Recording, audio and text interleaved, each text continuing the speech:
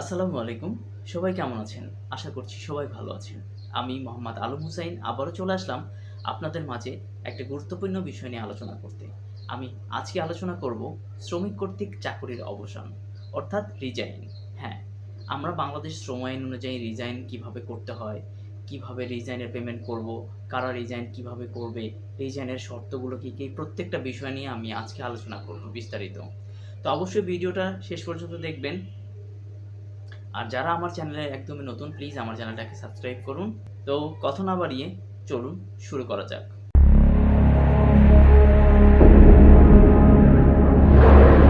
প্রিয় দর্শক, আপনারা স্ক্রিনে একটা স্লাইড দেখতে পাচ্ছেন। শ্রমিক কর্তৃক চাকুরির অবসান। বাংলাদেশ শ্রম আইন ধারা 27 খুব সুন্দর করে বিশ্লেষণ করে দেওয়া হচ্ছে শ্রমিক কর্তৃক চাকুরির অবসান কিভাবে হবে এবং এখানে কি কি কন্ডিশন আছে। আপনারা খুব সহজেই এটা পড়তে পারেন। শ্রম আইন পড়ার কোনো বিকল্প নাই। দেখুন, ধারা 27 একে কি লেখা আছে। কোন স্থায়ী শ্রমিক মালিককে 60 দিনের লিখিত নোটিশ প্রদান করিয়া তাহার চাকরি হইতে ইস্তফা দিতে পারিবেন। এখন আমার প্রশ্ন হচ্ছে, স্থায়ী শ্রমিক কি, অস্থায়ী শ্রমিক কি?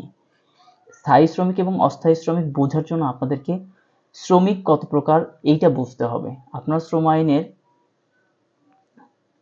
এই স্থায়ী শ্রমিক এবং অস্থায়ী শ্রমিক সম্পর্কে আপনারা পড়ে নিন, তাহলেই বুঝতে পারবেন। তো আমি পরবর্তীতে এই শ্রমিকের প্রকারভেদ নিয়ে আরেকটি ভিডিও করব। তো আজকে আমি আলোচনা করব শুধু শ্রমিক কর্তৃক চাকরির অবসান। দেখুন, স্থায়ী শ্রমিক কি করবে? মালিককে 60 দিনের লিখিত নোটিশ প্রদান করবে, নট 2 মাস। দেখুন, একদম একদম স্পষ্ট করে লেখা আছে 60 দিনের লিখিত নোটিশ প্রদান করিবেন। এবং অস্থায়ী শ্রমিকের ক্ষেত্রে 30 দিনের মজুরি এবং অন্যান্য শ্রমিকের ক্ষেত্রে 14 দিনের লিখিত নোটিশ মালিকের নিকট প্রদান করিয়া চাকরিতে ইস্তফা দিতে পারিবেন। সহজ কথা, কোনো শ্রমিক যদি ইস্তফা বা রিজাইন দিতে চায় তাহলে স্থায়ী শ্রমিক কি করবে? 60 দিনের লিখিত নোটিশ দিবে এবং অস্থায়ী শ্রমিক 30 দিনের লিখিত নোটিশ দিবে এবং অন্যান্য শ্রমিকের ক্ষেত্রে 14 দিনের লিখিত নোটিশ দিতে হবে। দেখুন, 3 কি বলা আছে?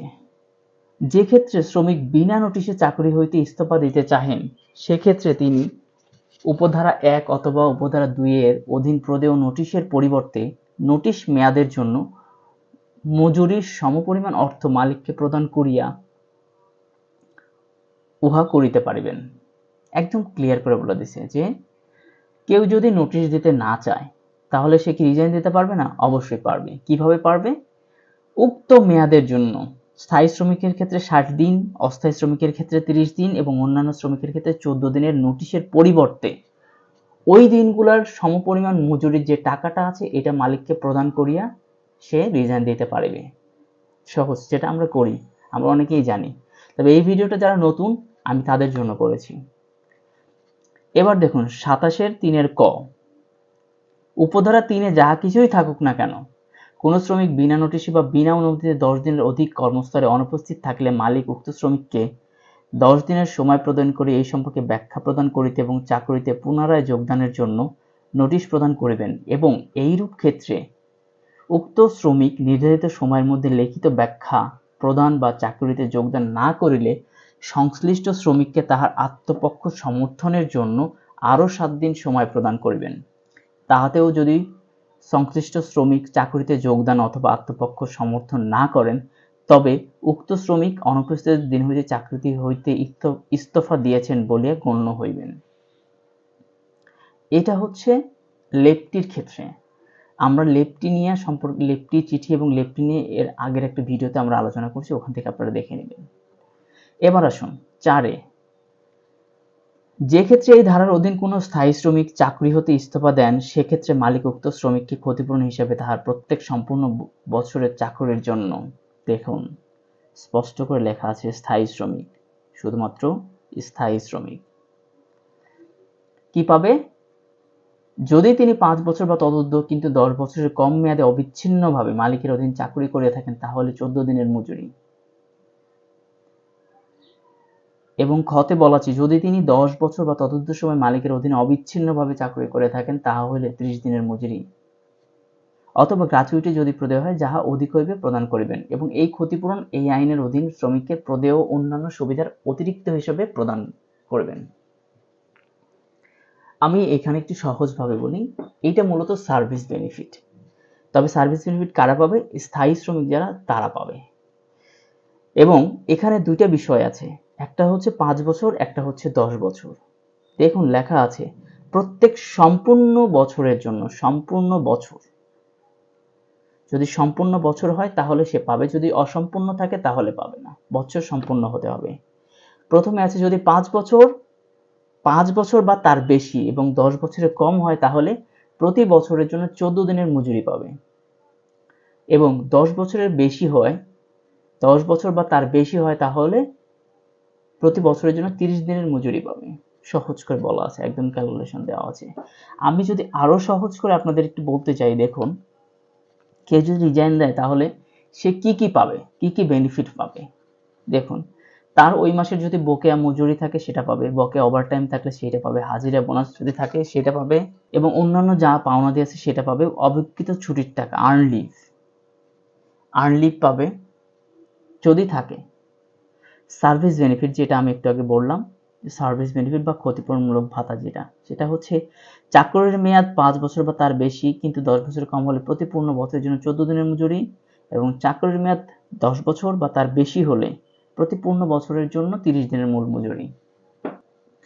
দেখুন আমি একটা ফাইল বের করছি আপনাদেরকে, একদম সিম্পল একটা ফাইল, যারা একদমই নতুন তাদের জন্য এই ফাইলটা আমি রেডি করেছি।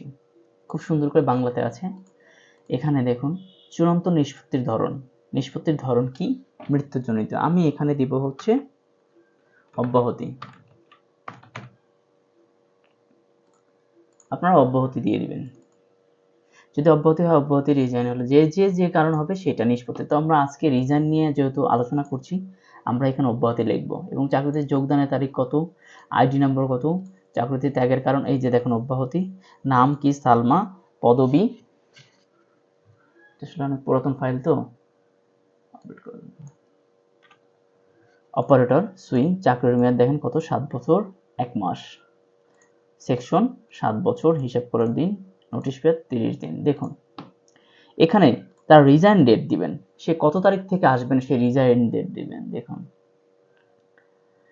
এবং চাকরি ত্যাগের কারণ হচ্ছে অব্যাহতি। এইখানে একটা বিষয় আছে আপনারা খেয়াল করবেন যে সে নোটিশ পিরিয়ড দিয়েছে কিনা। যদি নোটিশ পিরিয়ড দিয়ে থাকে তাহলে আপনি নোটিশ মেয়াদ 30 দিন না, এখানে 60 দিন দিবেন। দেখুন অব্যাহতির তারিখ এখানে দিয়ে দিবেন, সে কবে থেকে আসবে না। দেখুন এখানে তার তাহলে কতদিন চাকরির মেয়াদ এটা চলে আসবে। আমরা এখানে লেখা আছে হচ্ছে 2023 সালের। দেখুন এখানে আমরা দিয়েছি হচ্ছে এপ্রিল মাসের 2 তারিখ। এইটা যদি আমরা এপ্রিল না দিয়ে আমরা যদি জুন মাস দেই,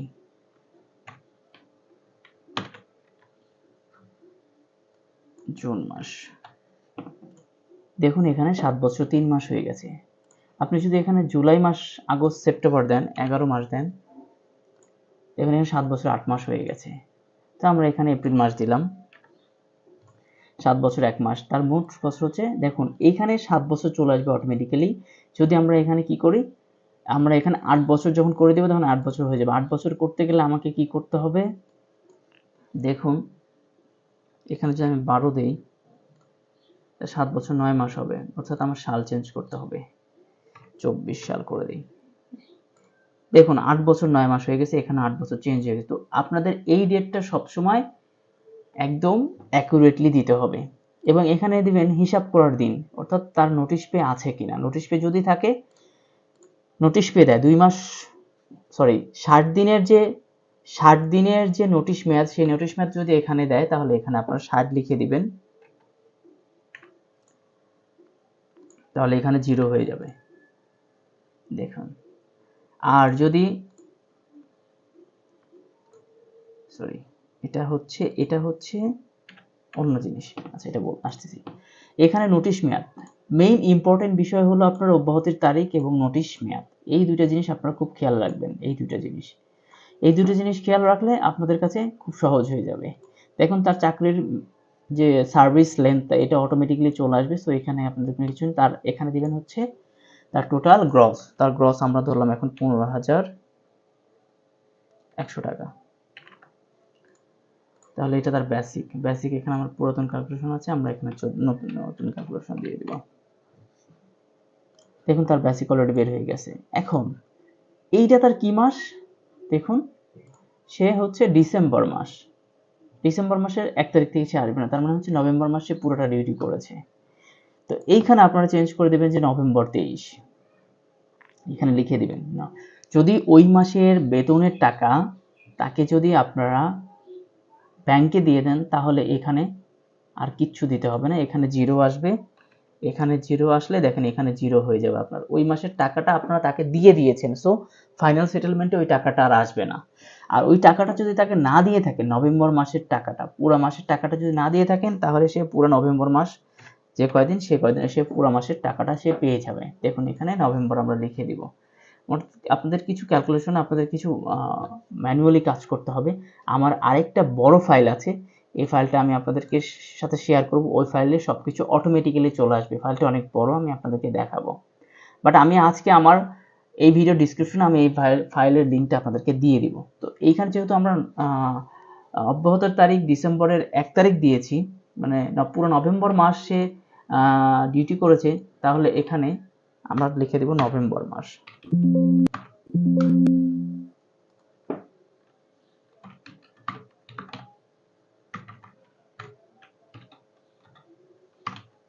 নভেম্বর 24।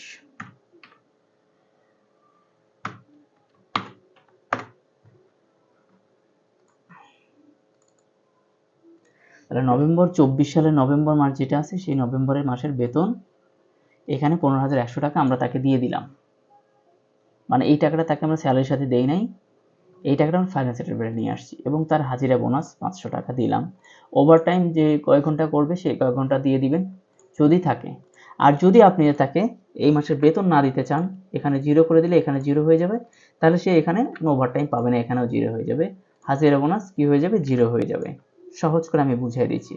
আর যদি তাকে আপনি লাস্ট মাসের স্যালারি দিতে চান বা ভাঙতি মাসে দিতে চান, এখানে সে অ্যাজ পার এক্সাম্পল সে হচ্ছে 15 তারিখ দিয়েছে ডিসেম্বরের, লাস্ট ওয়ার্কিং ডে সে 15 তারিখ দিয়েছে, তার মানে সে কয় দিনের টাকা পাবে, 15 দিনের টাকা পাবে।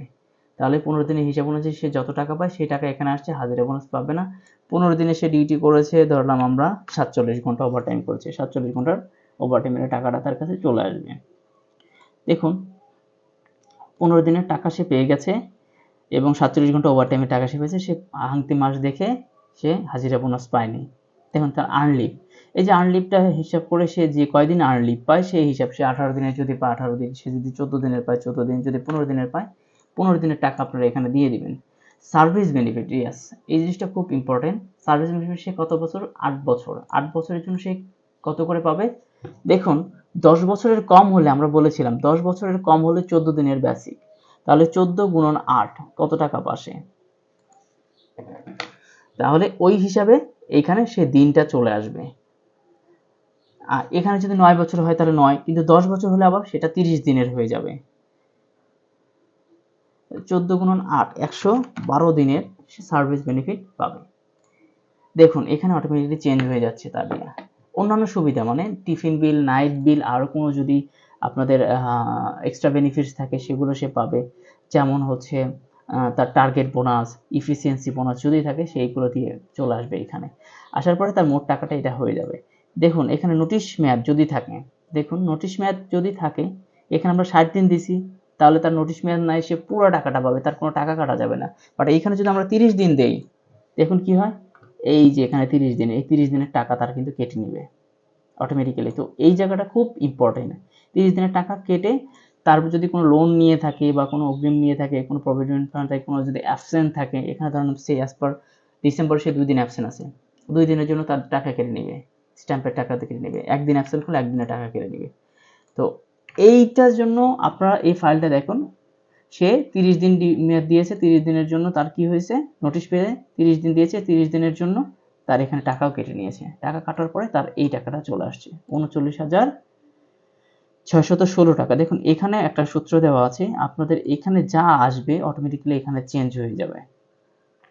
তো এই যে এখানে 39, এটা একটা ফন্টের সমস্যা, আপনাদের কম্পিউটারে যদি ফন্টটা ঠিকঠাক থাকে তাহলে এটাই হবে। দেখুন এখানে চূড়ান্ত হিসাব বুঝে পেলাম, আমি হিসাব করি সালমার সাইন হবে এখানে। তো এই হলো একটা ফাইনাল সেটেলমেন্টের ফাইল। আপনারা খুব সহজেই, যারা নতুন, একদমই নতুন, তারা এই জিনিসটা আপনারা ব্যবহার করে ফাইনাল সেটেলমেন্ট করতে পারবেন। এটা একটা ফাইল, একটা প্রিন্টেবল ফাইল, আপনারা চাইলে প্রিন্ট করতে পারবেন। দেখুন এক পেজে প্রিন্ট হয়ে যাবে, সুন্দরভাবে প্রিন্ট হয়ে আসবে, খুবই সুন্দর একটা ফরম্যাট। আপনারা চাইলে নাম চেঞ্জ করে, এই ফাইলটা আমি আমার ভিডিও ডেসক্রিপশনে দিয়ে দিব। এবং যারা এক্সপার্ট আছেন তাদের জন্য আমি একটা খুব বড় একটা ফাইল রেডি করছি। সেই ফাইলে অনেক সব কিছুই এক ক্লিকে হবে। এখানে বেশ কিছু জিনিস আপনাদেরকে অটোমেটিক্যালি দিতে হবে, বাট ওইটা বেশ কিছু জিনিস আপনাদেরকে ম্যানুয়ালি দিতে হবে, কিন্তু আমি যে ফাইলটা তৈরি করছি ওটা অটোমেটিক্যালি হয়ে যাবে।